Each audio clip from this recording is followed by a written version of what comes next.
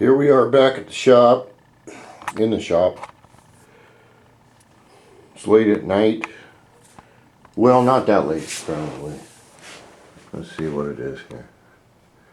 That's English time. I don't know what it is in metric. It's not really warm out here, considering it's May. Like I've said before in my previous videos, and all this stuff here is experimental. The first thing I noticed when I built the engine is I wanted to see if there were any leaks in the head between this area right here, this nice little gasket, which works beautifully, by the way, and the head. The only problem with this gasket that I was going to come across that would be a problem is that it would raise this head deck height a little bit too high, and the interior piston area wouldn't seal to the water jacket, and then you would get what happens is the piston comes up under compression and it blows a little bit of air into the chamber, and that air comes down through here and it will go into the bottle, and I did have a little problem with that. The next thing that I was checking on is a spark plug to see if it was wet, because it's normally not supposed to be wet. And this is one of the iridium plugs, B98, what an IX, and they work great. They work great. They're, I don't know, $7-8 a piece. So I cleaned this off really good, and I checked for any water. I do smell a little bit of antifreeze, I think. Of course, it may be because the bike is just idling. I haven't gone out and stepped on it and really cleaned it out. But if you look at your plug really closely, it will tell you a huge story. If it should be a light golden brown, which this is. But if you pick up your overflow bottle right here and you see little pieces of stuff in the bottom, like pieces of exhaust, that's not good. Or what you do is you give it a big sniff, and if it smells like soot or exhaust, then you're blowing air into this system, and it's not good.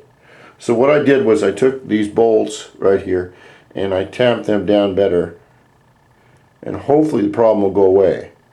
But like most people, I don't want to take the head off, and I'm trying to hypnotize myself into believing there's not a problem, it'll just go away.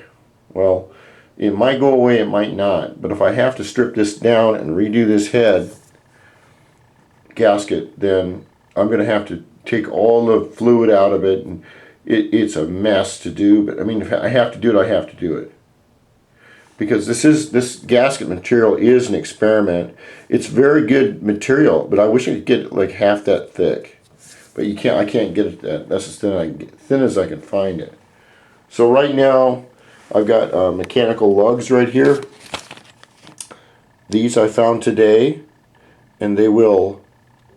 What you do is you take that one hole right there, and you put it right there, and you take the other one right there, and you put it right there, so that you can put wires on this one hole, which you have there, and then you have a spare lug for more wires, which you can tell I've got a whole shitload of wires, unfortunately.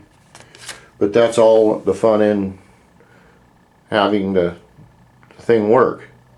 And work correctly. And what I like to do is I like to get the bike to work correctly for the season and then stop, so that I can ride it. I'm not going to play with it. Another thing I did was I went down and bought more of these hose clamps. These little bastards are $1 a piece. They're called Jubilee clamps in Europe. I didn't know that. These are the clamps that I bought. There's only a certain size right here that will fit on these hoses right here, and this is about the size.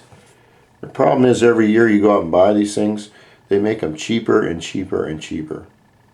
The original hose clamps you could put them on a NASA rocket and they'd hold the damn thing together. These they last a season and they stretch and they're no good. And like I said, if you're going to use hose clamps, and these aren't done yet, always use two clamps on each fitting. That way you don't have to, if you have any leaks, you do not have to pull all your what do they call it, fairing and everything off to redo everything. With a motor like this, I mean, this is about the top of the biggest engine you can put in it, I believe, as far as I know.